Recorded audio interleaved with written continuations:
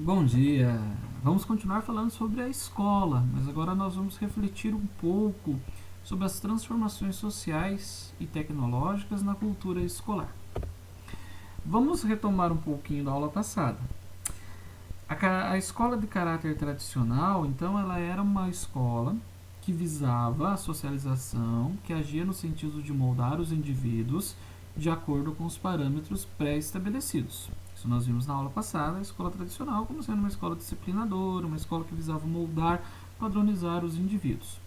Ao longo do século XIX e parte do século XX, então as escolas elas buscavam uma formação dos indivíduos conforme os valores e as práticas que eram disseminadas socialmente, então visando a manutenção da ordem social estabelecida em consonância com o estilo de vida que estava sendo estabelecido pós-revolução industrial.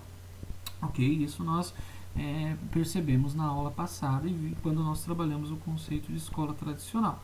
Então, essa escola extremamente padronizante que visava formar o indivíduo para este mercado de trabalho. Porém, na contemporaneidade, hoje a escola ela vai passar e ela passa por inúmeras transformações. Então ela deixa de ser uma instituição apenas disciplinadora. Lembrando aqui que não estamos dizendo que a escola tradicional e o tradicional seja errado, que o tradicional deva ser deixado de lado, de fora. Claro que não. Tudo aquilo que é base e é fundamental continua, é aperfeiçoado. Mas em cima das bases ocorrem algumas transformações para o melhoramento da instituição escolar. Então a escola ela deixa de ser uma instituição apenas disciplinadora. Ela é uma escola que busca a formação de cidadãos autônomos agora, levando em consideração a autonomia, levando em consideração os anseios dos indivíduos que pertencem a essa comunidade escolar.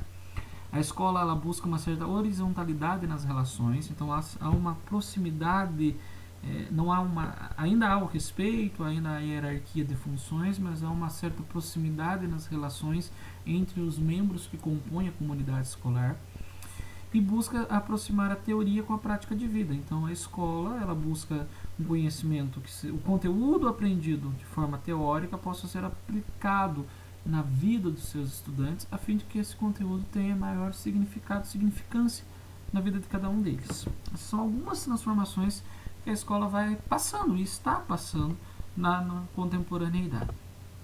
Hoje, nós podemos dizer que a escola tornou-se um local de socialização articulado com as demais instituições sociais. Então a escola não é mais isolada da comunidade. A escola faz parte da comunidade, a escola é influenciada pela comunidade, a escola influencia a comunidade e a escola deve estar aberta às demais esferas e demais instituições que compõem a comunidade. Então a escola ela deve estar inserida na comunidade e a comunidade deve estar inserida na escola, para que assim o processo de ensino-aprendizado ocorra de forma eficaz e ocorra de forma que o indivíduo possa se tornar um cidadão autônomo, consciente e capaz de tornar-se um sujeito digno de deveres e responsabilidades, dentro do mundo contemporâneo que nós vivemos.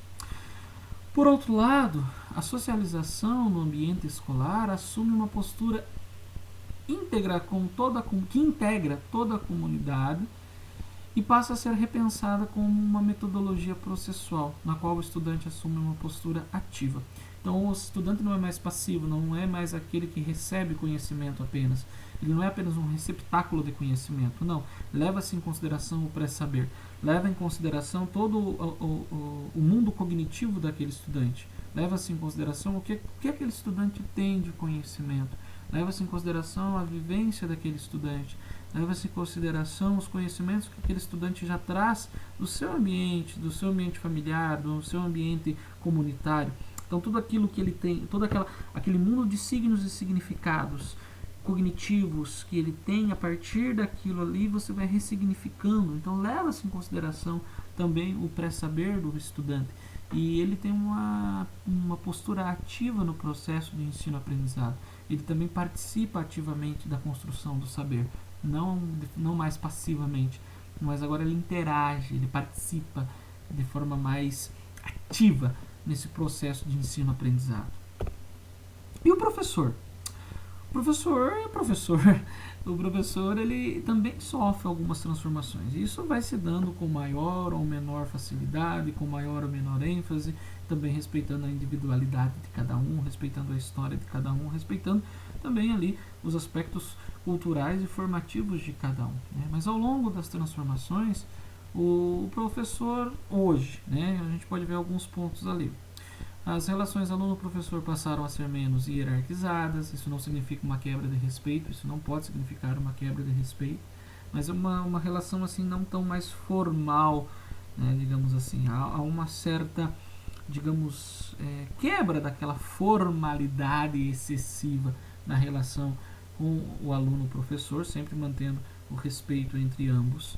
O professor também passou e terá função mais de instigar, né, desculpa o erro de português, o professor passou a ter a função mais de instigar e orientar o estudante nas diversas formas de conhecimento e de interação social e virtual.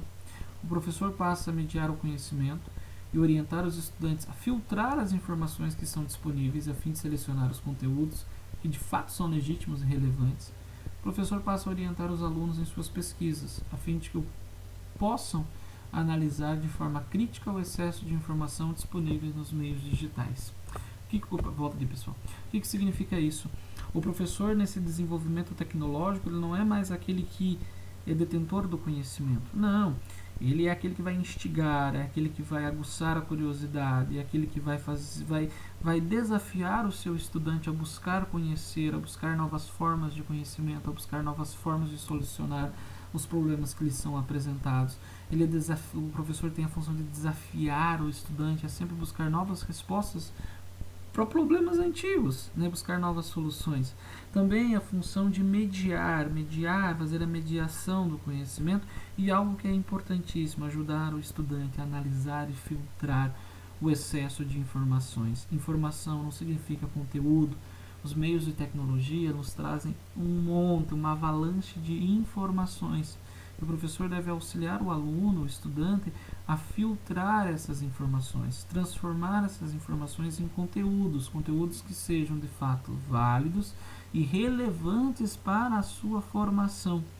E também auxiliar o estudante quanto às suas pesquisas, né? Auxiliar o estudante a fazer uma pesquisa que seja de fato qualitativa, uma pesquisa que seja de fato relevante à sua formação acadêmica.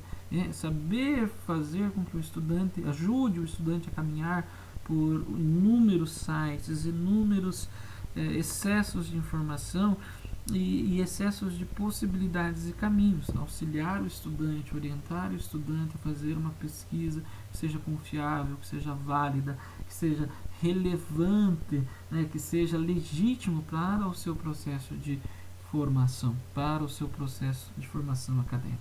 Claro, pessoal, isso vai se dar ao longo da vida. Estamos neste processo, passamos por este processo, muitas outras modificações ainda ocorrerão, muitas outras transformações ainda ocorrerão. Essas são algumas transformações que está ocorrendo, e é claro, um desafio constante sempre será esse desafio de como integrar ainda mais as tecnologias no ambiente escolar, como conciliar o tradicional com o moderno, como conciliar aquilo que é base e essencial com as novas tecnologias e as novas formas de aprendizado. Isso, é claro, é um desafio constante, é um desafio que vai continuar, e é algo que nós continuaremos nas próximas aulas discutindo, debatendo, questionando e também aprendendo. E juntos, como mediadores do conhecimento, vamos formando ali uma gama de conhecimentos e ferramentas e instrumentos que vão possibilitar que nós possamos ter um ensino de qualidade e um processo ativo de aprendizado entre professor, aluno, professor e escola e comunidade. Ok?